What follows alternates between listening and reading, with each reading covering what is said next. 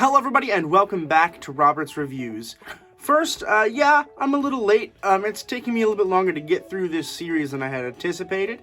I have not started Season 3 yet. I'm filming this the day that the video comes out. It's like the 22nd. Yeah, I'll get to Season 3 this week at some point, in theory. I don't know when I'll finish it. If I had to estimate, I would say you'd probably have this video by the 2nd of November at the latest for Season 3.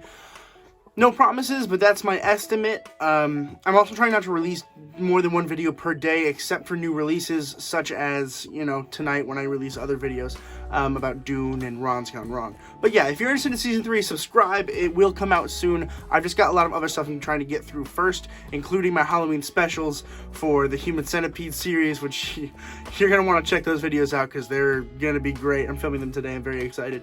But today, we're going to be talking about You. Season 2.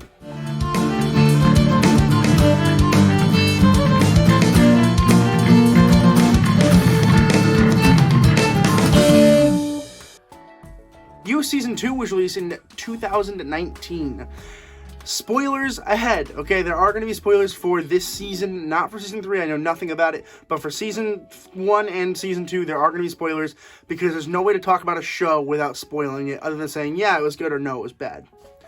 So, we pick up right after the first one, where Candace shows up at the end of Season 1, and, you know, Joe's like, I gotta split. So he splits, and he goes to California, he goes to LA, and he meets this girl whose name is Love. We'll get to that.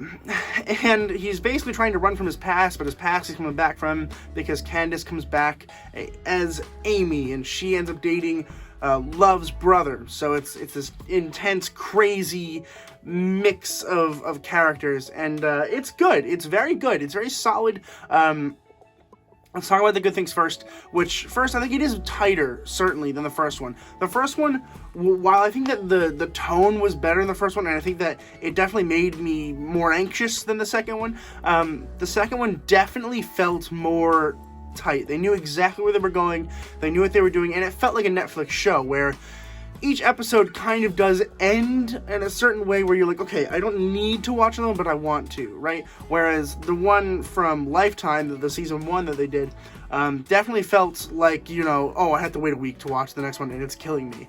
And while I like that, it also gave me a lot of anxiety, and I don't like feeling that, which is why I'm not looking forward to watching 13 Reasons Why again, but I will do it for you. Subscribe if you want to see that in the future.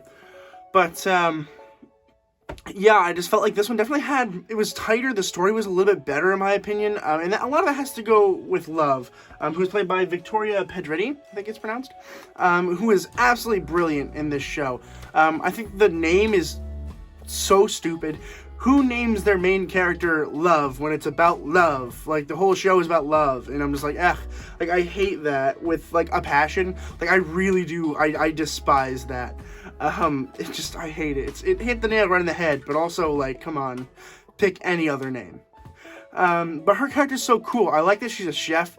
I like chefs. I'm Italian. I like watching people cook. I like food. I'm a food guy. So, I definitely appealed to that. Not that I didn't appeal to Beck. I do also love to read books. You actually probably can't see them. They're probably not in frame. I have a bunch of books below my DVDs. You can't see them. Alright, sorry, my Blu-rays. I don't have any DVDs. But, they're there, I promise. Tons of them.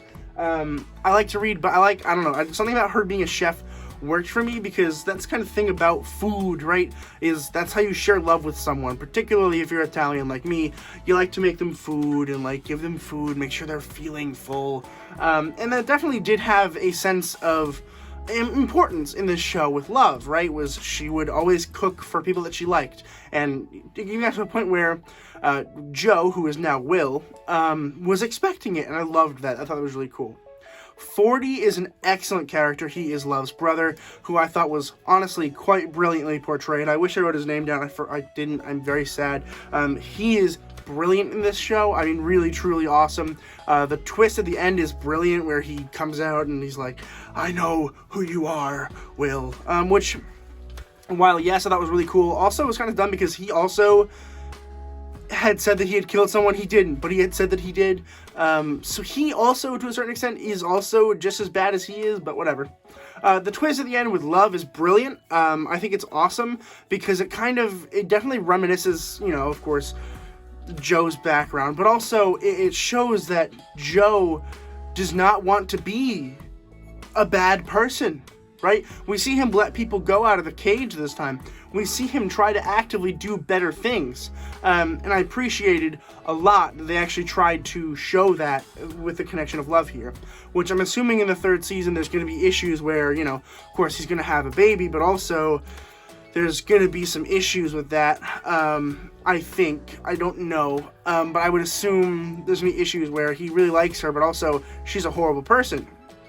So I am excited to see if there is a dynamic there.